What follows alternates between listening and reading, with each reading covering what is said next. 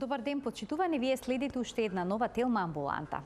На социјалните мрежи поединците добија можност да ја изразат својата агресивност, навредливи шеги, коментари што обезвреднуваат или обвинуваат, зошто однесувањето на некои луѓе во интернет комуникацијата стана токсично. Лагите и невистините денеска се дигитално оружје за дисквалификација на другите, за илузијата за неограничена слобода во виртуелниот свет и порастот на агресивноста во виртуелната комуникација. Денеска разговараме со професор доктор Викторија Вујовиќ, психијатар. Разговорот ќе го проследите веднаш по рекламите, затоа останете на телма.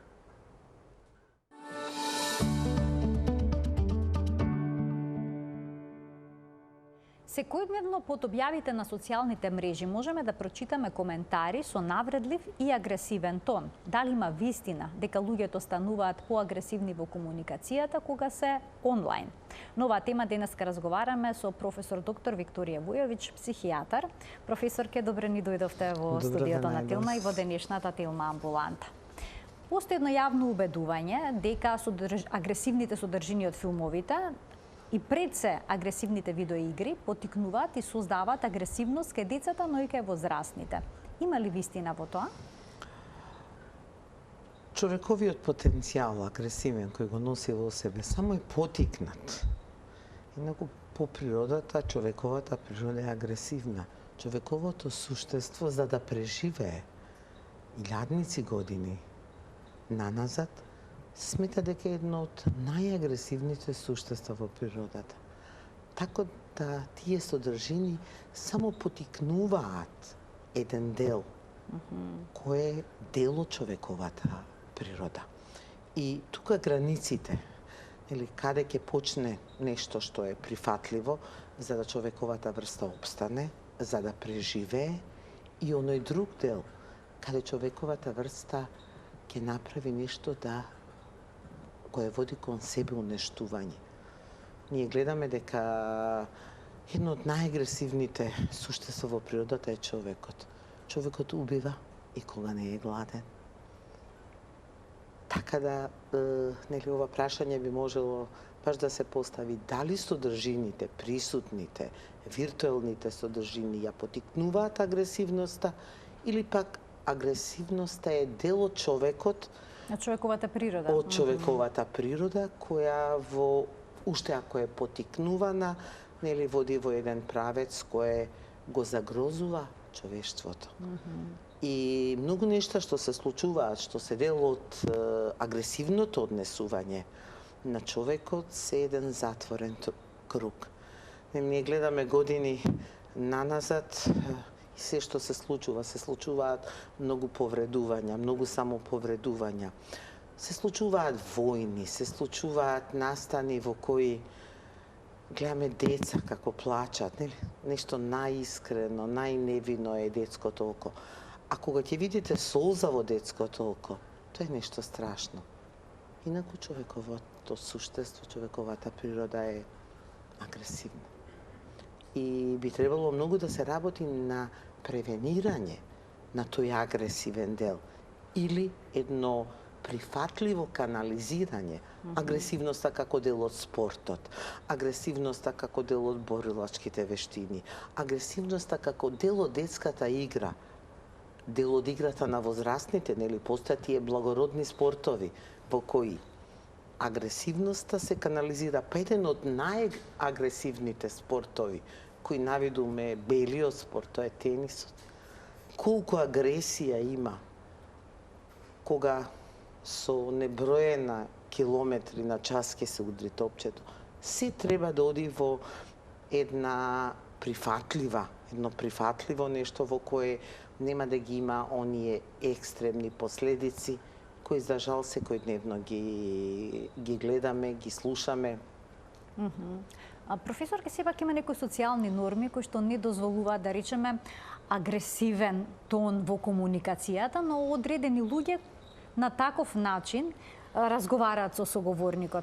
Обично што стои во позадина кога некој има таков стил на комуникација, агресивен? Најчесто интровертната структура на луѓе, која по природа нема благослов да викне, да се искара. Тоа е и во оној процес воспитниот. Да ги сподели сите нешта кои тлеат внатре, во одредени ситуации знае да направи една парадоксална реакција и да одреагира агресивно во оние граници кои се социјално прифатливи. А што е социјално прифатливо? Социјално прифатливо е она во кое имаме можност да направиме екстернализација на нашите чувства, но не да повредуваме. Затоа што и повредливоста е многу индивидуална работа. Знаете, зависи како сте воспитувани, како сте одгледувани, дали покачувањето на гласот во одредена средина значи насилство врз другите, или покачувањето на гласот е авторитет, или покачувањето на гласот е нешто што е пострашно псевдоавторитет. Доаѓаат времења во кои авторитетот на возрастниот се руши. Авторитетот на моделот на однесување се руши. Инаку, покачување на глас и екстернализација на чувства, тоа е нешто сосема нормално и сосема прифатливо, но мора да се постават границите. А границите се толку лични, толку индивидуални. Знаете како е? Во мојата професија се случува да одредено семејство, ако дете само ја тресне вратата. Знаете колку е тоа има. Одма интервентно бараат помош, бараат гледајќи проблем. Смета дека тој чина агресија. Дека тој чина агресија и дури, да кажам, нивната реакција е панична. Значи, одма бараат помош. А има семејства кај што има екстремно насилство, кај што моделот на насилство е пренесуван трансгенерацијски и каде на екстремни настани воопшто не се реагира. Така да во однос на дека агресивноста е се повеќе присутна, и то посебно на софистицирана агресивност, која е присутна онлайн. Тоа е она софистицирана агресивност во која можете да го доведете човекот во неволја, да има само повредувачко однесување, дури до екстремен чин да се самоубие.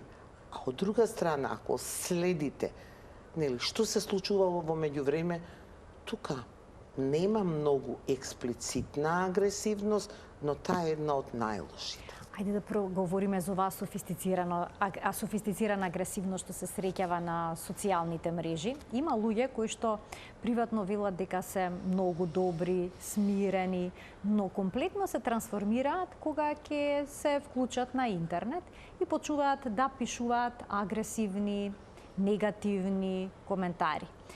Има ли најнапред вистина дека луѓето во онлайн комуникацијата стануваат поагресивни од она што се приватно? Па, дали се поагресивни од тоа што се приватно или се во моментот тие што се вистинските, додека некои норми во тродимензионалното живење ги ограничуваат, ги потиснуваат стравот дека ќе бидат казнети. Знаете, виртуелно не постои стравот од непосредна казна. Има илузија на неограничена слобода. Има илузија на неограничена слобода и често пати таа комуникација знае да биде и под уплив на психоактивни субстанци. Кога говориме на психоактивни субстанци, психоактивната субстанца и алкохолот, и тутунот, и чаша вода, и чаша кока-кола, и просторот во кој ќе се осамите, и од другата страната имате некој кој нема да ве повреди, или вашата илузија дека нема да ве повреди, и тука говорите. Говорите, навредувате, повредувате, а во позадина сепак стои група на несигурни луѓе, кои можеби кога би имало некоја непосредна средба, во која би требало во 4, во 6 очи, во 8, да се каже истото, можда би се повлекле и значи, не би го кажал. на комуникација очи во очи е го прави всушност своето. Да. Третата димензија, знаете, кога ние седиме, не е само вербалниот дел, не е само титкање на тастатура. Ние го гледаме погледот, го гледаме секое движење на телото. Доживуваме кога соговорникот е луд, кога е тажен, затоа што на екранот не можеме да ја видиме солзата, нити да ја избришеме. Не можеме така многу луѓе кои делуваат бестрашно во виртуелниот свет. Може би во секојдневието се многу нежна природа. Виртуелноста во комбинација со она нормалната комуникација во која го има допирот, во која има третата димензија, може да биде практично применлива. Луѓе на крај на свет комуницираат затоа што не можат да се видат, затоа што не можат да се погалат, не можат да се допрат.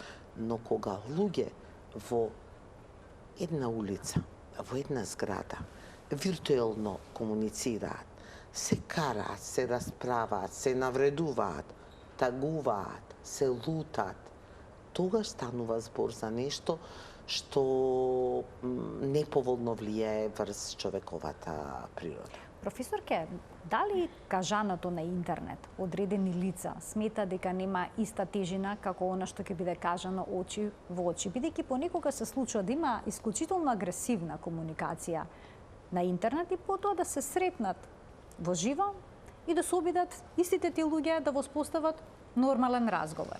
Како ништо да не се случило. Како ништо да не се случило, а се случило. Во моментот на непосредната средба постојат нешта во кои човекот може да се извини, но не со збор. Може да се прегрне, да се допре, да направи некое друго извинување или што би рекле некој друг екскјуз во кој она што го кажал, што го извербализирал, што го напишал на тастатурата, за жал таа комуникација, нели, кој ќе се пушти нешто во етерот, кој ќе се пушти еден мејл, кој ќе се пушти една порака, нема враќање. А во непосредната средба постои можност, нели? Не сте ме разбрале, не мислев баш така. Може би мислев баш така, но јас сум само еден човек и можам да сгрешам. И луѓето во непосредна средба, нели, ако ќе зборуваме за денови пред години, постоеле тепачки, постоело агресивно однесување, секогаш постоело, тоа не може да се надмине, ниту е па нешто што треба да се превенира. Значи, кога постојат дискусии, зборувања, да кажам, навреди до одредена граница, мојата генерација, јас имам 61 година, па тогаш постоеше едно празнење на агресијата во кој немаше повредување, момчињата ќе отидеа во жена парк, ќе си степа, али тоа тепање не беше со повредување и се растеретуваа од една агресивност. Сега, сајбер комуникацијата може да доведе, вие немате фидбек, немате повратно, што се случува од другата страна. Го навредувате, го повредувате, а не знаете кој од другата страна. Така да и порастот на самоубиствата на некој што е злоставуван. А тоа може да биде страшно. Значи, злоставуван, а злоставувачот и не знае дека толку многу го злоставувал. И нели ние ќе слушнеме дека некој кренал рака на себе, дека некој едноставно не можел да ја сподели своите чувствувања. Тоа многу често се случува. Знаете, екранот и се што е виртуелно е толку многу студено. Кој ќе го допрете, вие немате онаа димензија која може да ја направи непосредната средба и во која многу пати, затоа стално велиме дека луѓето треба да се трудат што повеќе да бидат заедно. Што повеќе да бидат заедно, нормално, за различити места различито размислуваме. Конфликтните ситуации треба да се разрешуваат, но виртуелноста, имајќи ги своите добри страни, има уште многу лоши страни, затоа што човековиот ум се уште некако како да назадува. Виртуелниот свет оди напред, а човековата природа се уште не може да го стигне. Професорке, кои теми обично предизвикуваат сајбербулинг, односно агресивни коментари? Генерално почнува, нели, тука почнува од незадоволството на поединецот, кој во таа сајбер комуникација се чувствува безбедно, може да повредува, може да навредува, може да биде луд, бесен, гневен, и од другата страна структурата на личност која нема баш многу искуство со реалното секојдневие и кое сето тоа го доживува. Тоа е една илузија, но се доживува многу вивидно, значи дека некој навредува, дека некој тепа, па тоа знаете, сајбер комуникацијата продолжува и кога ќе се оддалечат од својот виртуелец и кога не се врзани со компјутерот, таа сајбер комуникација продолжува. Таа знае да го наруши денот, знае да ја наруши ноќта, знае да ги наруши релациите, оние непосредни средби во секојдневието. И затоа сите ние сме биле дел од онлайн комуникација. Сите ние сме биле дел од виртуелниот свет. Но како да се постави границата? Дали кога ќе почувствуваме, генерално тоа се и советите на колегите, психијатри, психолози, ако почувствувате дека нешто ве влече, дека не можете да ја поставите границата, тргнете се од вашиот виртуелец или побарајте некој кој ќе ви помогне да се тргнете. Така, некои се одлучуваат да не пишуваат коментари, знаејќи каква агресивност во комуникацијата може да произлезе, други пак упорно се објаснуваат и го искажуваат својот став. Значи, тука има различни пристапи. Тука постои оној момент, постои екзибиционизмот и воеризмот. Има луѓе кои се по природа им екзибиционистичка природа. Тие пишуваат, раскажуваат, зборуваат за себе, за другите, а воерите седат, следат, ги читаат, ама поминуваат. Ни сето тоа поминуваат. И нивната агресивност може би некаде ќе се изманифестира на некое друго ниво. Ете примерите кои кажуваат, нели, она што го дека во Кина луѓето се својата агресивност, нели, ја копираат на тој начин што виртуелно се празнат, а потоа во секојдневното живење, во на непосредното живење, тоа им делува како еден моќен анксиолитик. Но сепак, овде говориме за Балкан. Јас сепак се држам, нели, најдобар психијатар можеш да бидеш во просторот во кој живееш, добро познавајќи го менталитетот. Кај нас приказната почнува виртуелно, а потоа продолжува во секојдневието.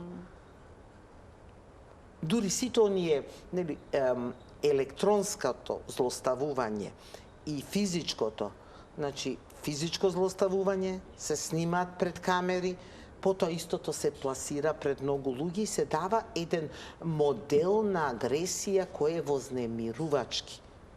Така, во последните години ве баш го барав терминот, низ интернет циркулираат осветнички фотографии, така ги нарекуваат, кога партнерите, поранешните партнери, обично објавуваат фотографија со порнографска содржина од нивните поранешни партнерки. Тука се уништени животите на многу девојки и жени. Но кога ќе видиме... И на многу момчиња и мажи. Апсолутно. Затоа што човековата природа е... Но кога ќе се појави фотографијата, обично вината наоѓаат во жртвата. Тие што коментираат, многу често жртвата ја обвинуваат и со тоа уште се продлабочува проблемот. Како тоа човековата природа е таква што жртвата често знае да ја обвини? Па, знаете како, човековата природа е таква да честопати влегува во коалиција со агресорот. Што таму е као полесно.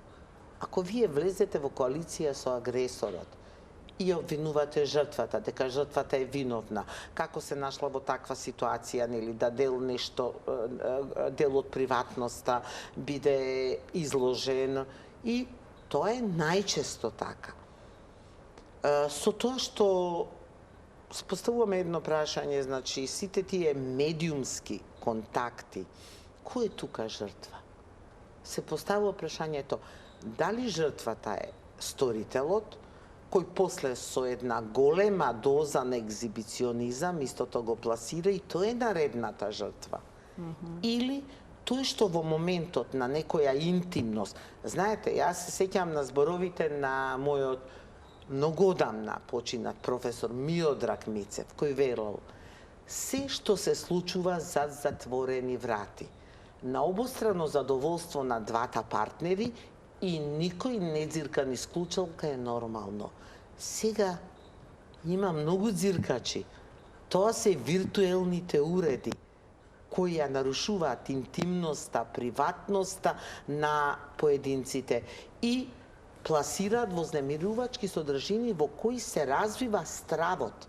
Значи, отуѓувањето помеѓу младите, не само младите, и младите и повозрастните, да не станат дел од некоја виртуелна приказна.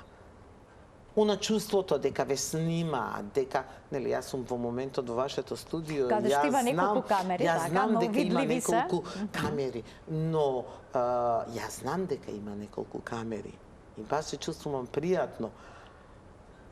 Луѓе има развиваат стравови во простор кај што нема камера, под уплив на тие виртуални содржини, да не бидат снимени. И тоа им го нарушува функционирањето. Објавени и смејувани. Објавени и смејувани за нешто што во тој момент може би било нешто сосема нормално, било дел од моментот. И нели, ако размислуваме, постојат многу нешта кои постојат, треба да се случуваат, но не се за објавување. Мојот став е таков, нели, што е со агресијата? Агресијата постои. Дали камерите треба да бидат присутни во судниците? Не треба.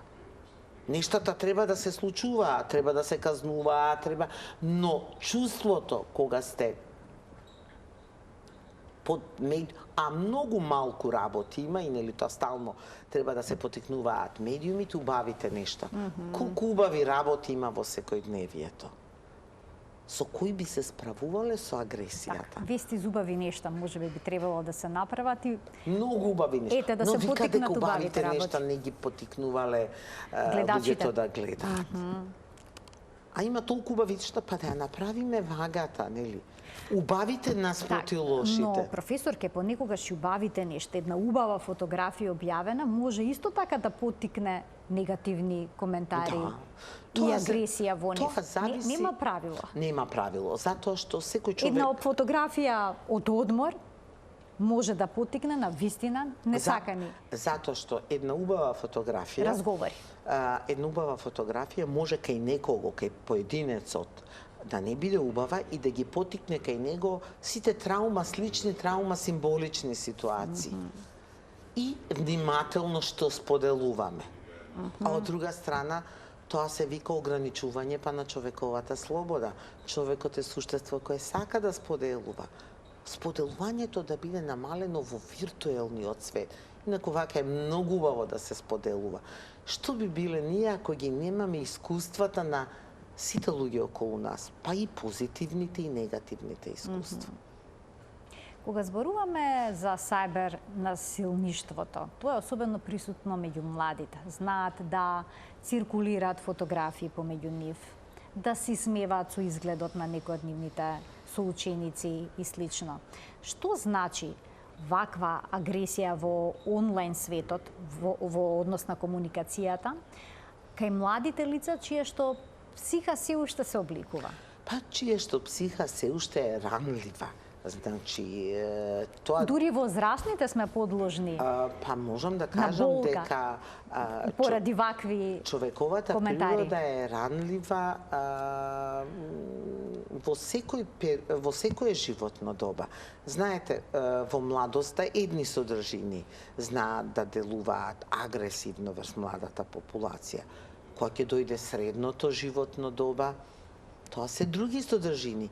И во третото животно доба нема човек кој може да каже дека е имун. Човекот е дефинитивно групно суштество.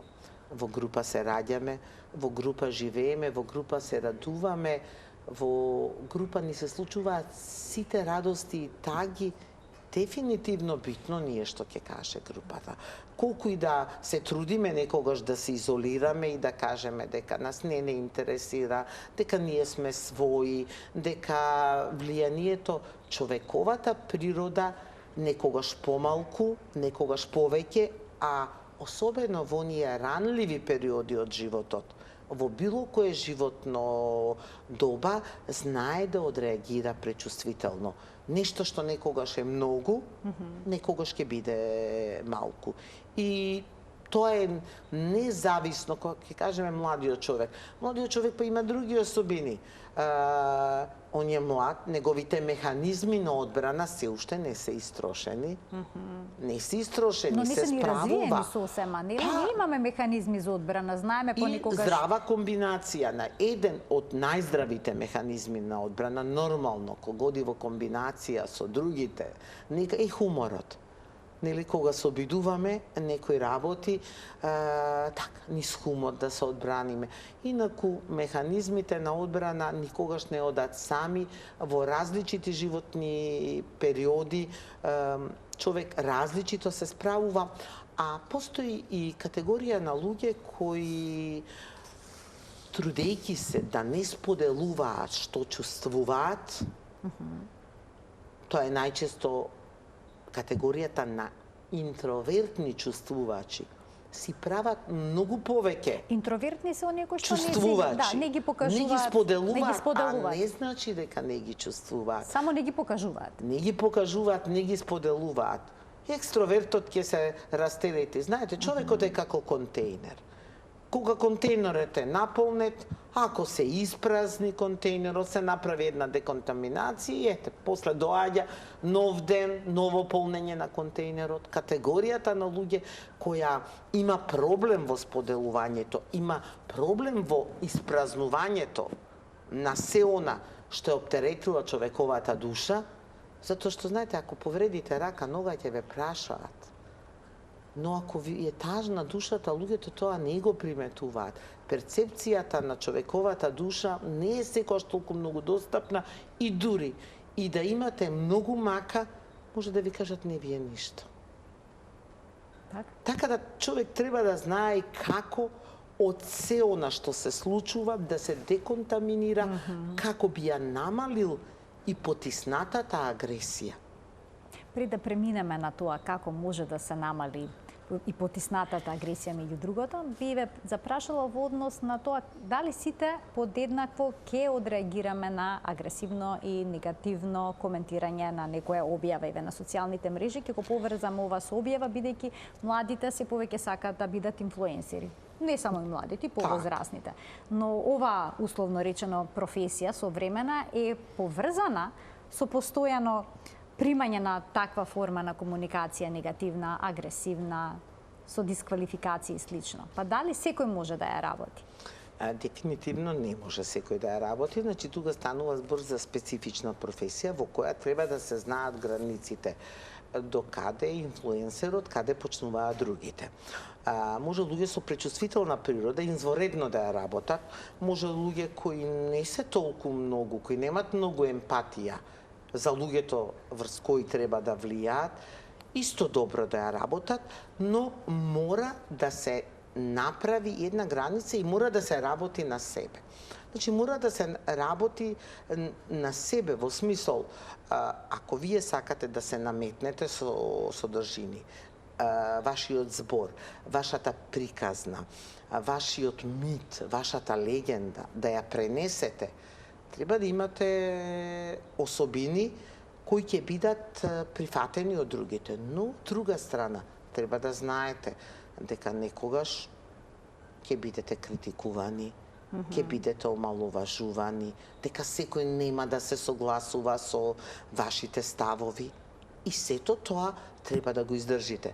Тоа е делот на инфлуенсерите. Јас знам во склоп на обуките наши како психијатри, сме имале искуствено едукативна работа на себе, секој сме морале да знаеме до каде сум јас, каде почнува другиот. Значи, тоа е дел и влијанието. Може би некој студејќи се да имате најповолно влијание, да пренесете некоја содржина која е најпозитивна, кај некого ќе потикнете агресија. И тука мора да се биде многу внимателен, затоа што некогаш, правејќи професионална грешка, можеме да направиме нешто што цел живот ќе не следи.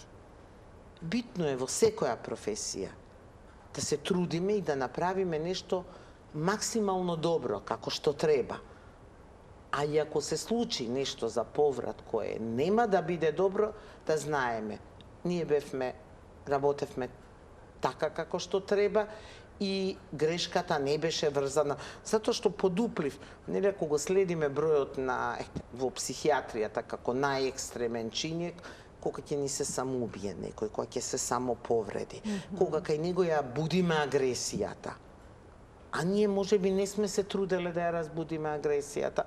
Говорам општо влијанието. Можеби една телма амбуланта денес ќе потикне некого на позитивно, а некого на нешто негативно.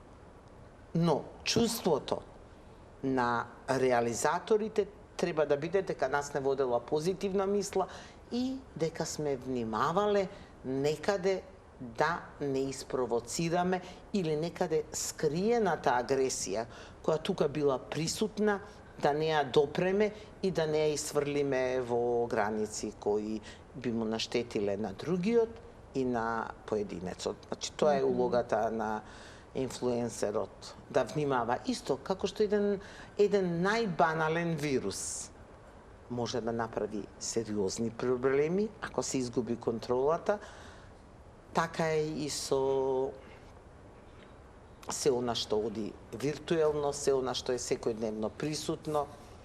Постои ли начин да се заштитиме од луѓето кои што потикнуваат агресивност и токсичност на социјалните мрежи? Постои, секако дека постои начин, но дали сме во можност секогаш да го објективизираме и да кажеме што е за нас токсично.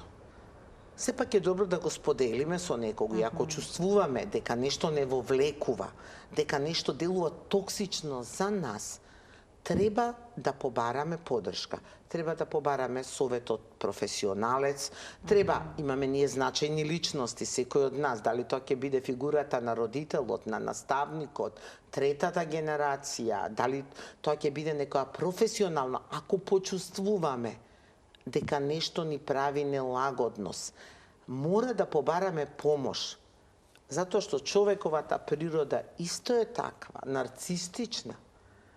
Човек сам не може да објективизира. И кога би се трудел, како викат, кога сите би имале подеднакво право на среќа, нели, кога би имало она да ни поделат подеднакво среќа, наутро, напладне, навечер, сите не би биле подеднакво среќни. Затоа се тежне кон нека објективизација и кога човек ќе почувствува да побара помош. Да побара помош затоа што кога сме во некој настан, било да е позитивен, било да е ние сме внатре. Ако е нешто многу убаво, ние сме внатре, не гледаме надвор, сме со розевите, но ако е нешто многу лошо, пак сме внатре. Сепак мора човек толку да направи за себе, да сподели и доколку е нешто лошо, да побара помош, доколку е нешто добро и убаво и споделувањето. Знаете колку е убаво кога ги споделуваме убавите нешта. Колку даруваме кога ги споделуваме убавите нешта. Кога некој оди на патување, па сподели нешто убаво. Кога некој има некој настан, па се споделува нешто убаво. Ете, за сите тие екзибиционисти и за воерите што гледаат нешто убаво. Убавите нешта треба да се споделуваат. Така да се споделуваат убавите нешта, а што да советувате кај оние лица кои што чувствуваат проблем со сопствената агресивност, која што се манифестира во онлайн светот, во виртуелниот свет? Ако од другата страна не постои некој кој е добронамерен, значи тоа е сепак една онлайн комуникација, кој во одреден момент ќе го соочи поединецот дека излегува од границите. Бидејќи најчесто не се очигледно свесни дека излегуваат од границите? Не, нема тука, нели, ако Самокритичност. постои во моментот кога сте во оганот, горите. Ако постои некој кој во моментот, познавајќи некој човек, познавајќи неговата природа од она секојдневието, препознае дека тука излегува од границите, немајќи чувство на вина и сосема добронамерно го посоветува дека треба малце да направи она што се вика онлайн пауза, треба повремено исклучување. Дали тоа може да го направиме како сами или треба некој добронамерен да не посоветува дека треба повремено да се исклучиме. Јас често пати на социјалните мрежи, особено на Facebook, гледам луѓе кои ќе влезат во некои дебати, кои почнуваат не знам од каде, завршуваат не знам каде во почетокот. Тоа се некои содржини, социјално прифатливи, на крај завршуваат со навреди, да не зборам дека политиката е многу експлоатирана, а мислам дека дел од тие луѓе нити се дел од политиката, или се влегува во некои содржини во кои им се непознати, но тоа е битно. Секој збор следи нареден. Сега сите се доктори, сите се епидемиолози, сите се вирусолози, политиколози, економисти. Тука се прават најголемите грешки и јас сметам дека некогаш онлайн грешките можат да бидат многу поголеми отколку што може да бидат оние грешки во непосредната средба.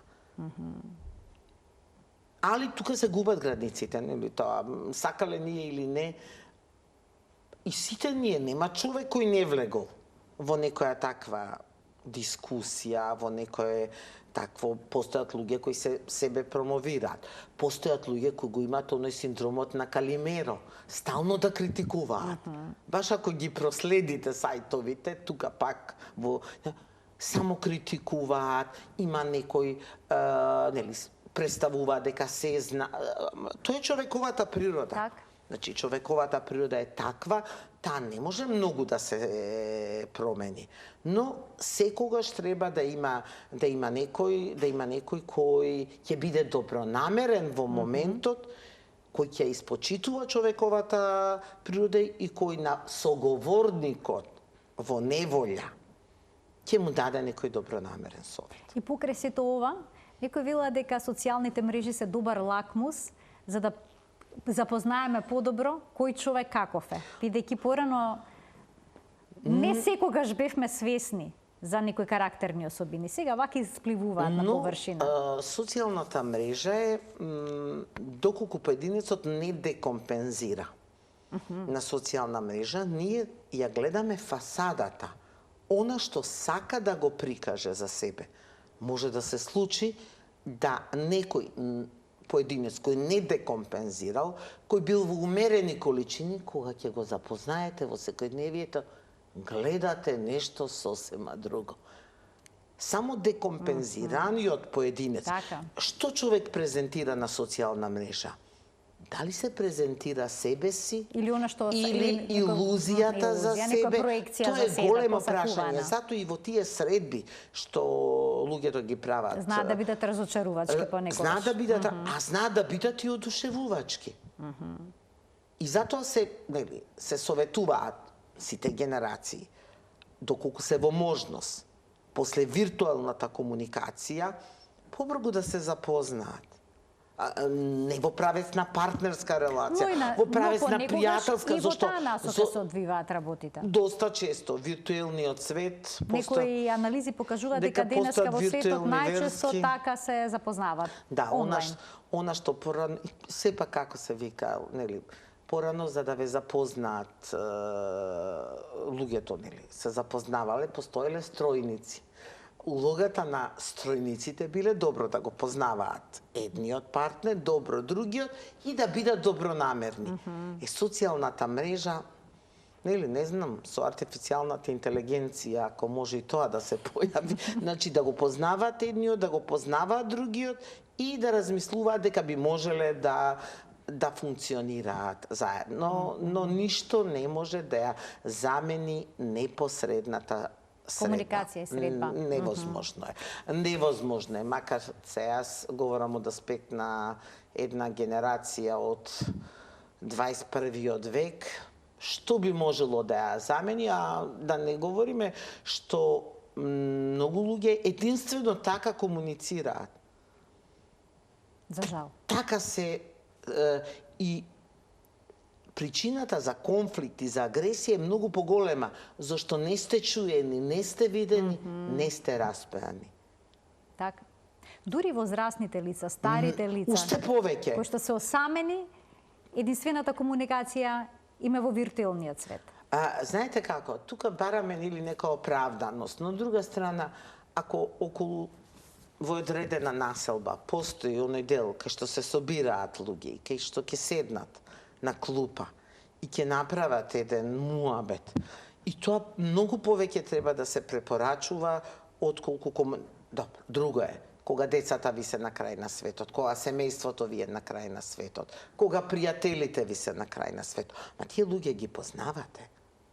Ова е друго, ова станува збор со некој непознат. Непознат кој виртуелно не можете да го запознаете. Мислам, не можете. Ќе запознаете само еден Сегмент од него. Еден сегмент. Кој што он сака да биде запознан. Или кој што пак не сака, да ако биде, кога зборуваме за другата агресивноста. Или кој не сака. Ако од другата страна стои некој кој ќе направи декомпензација и кај еден најтивок човек може да испровоцира, а и тоа има. Знаете како во тие надзборувања, ја би кажала сега надпишувања, нели? Кога рацете работат на тастатурата, луѓето гледат да кажат повеќе, и во одреден период тоа може да влезе во еден свет, свет на навреди, свет на агресија, свет на омаловажување. После баш не оди лесно да се вратите назад. Ви благодарам многу, професорке, за денешното гостување во Телма амбуланта, и те не оставивме простор за гледачите за прашања, но имаше доста работи кои што би требало да бидат појаснети кога станува за збор за оваа современа тема, со која што речиси сите сме се соочиле барем еднаш во животот. Па барем еднаш, ако не и повеќе пати. Ако не и секојдневно. Ако не и секојдневно. Ви благодарам уште еднаш за вашето присуство во денешната Телма амбуланта и се надевам дека во иднина ќе бидат најдени некои модуси и решенија за да се стави под контрола, да се ублажи сето ова. Во кој ќе се ублажи, нели, да не постои, не е возможно, но да се ублажи. Ви благодарам што бев гостин во вашата емисија, која долго време ја следам и ми чини задоволство. Ви благодарам, задоволството е и мое. Почитувани, ова беше се во денешната Телма амбуланта. Ви благодарам што и денеска не следевте со внимание. Ви посакувам пријатен ден.